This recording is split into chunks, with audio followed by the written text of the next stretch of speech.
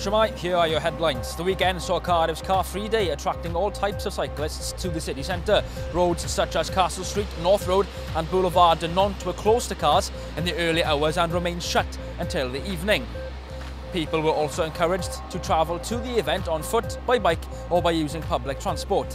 Next, 3 men have been sentenced following their involvement in a fraud which resulted in a number of companies who were receiving grant funding from the Welsh Government to go into liquidation.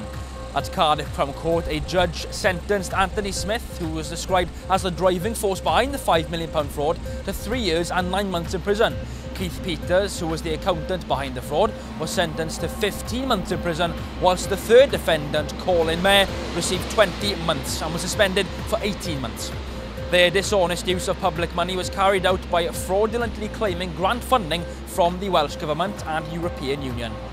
And finally, a solar farm producing enough green energy for 3,000 homes every year looks set to be built in Cardiff after fears were allayed over its potential impact on wildlife. The proposed 42-acre solar farm on the former Lambie Way landfill site would last for 35 years and could also help Cardiff Council reach environmental targets by offsetting almost 3,000 tonnes of carbon dioxide.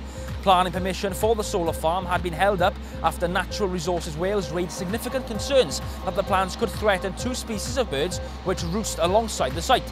But now NRW has withdrawn its concerns, paving the way for Cardiff Council's Planning Committee to discuss the plans again on May 15th.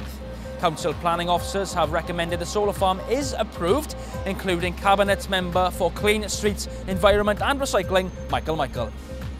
I'm Luke Davis, and those are your local headlines for Cardiff.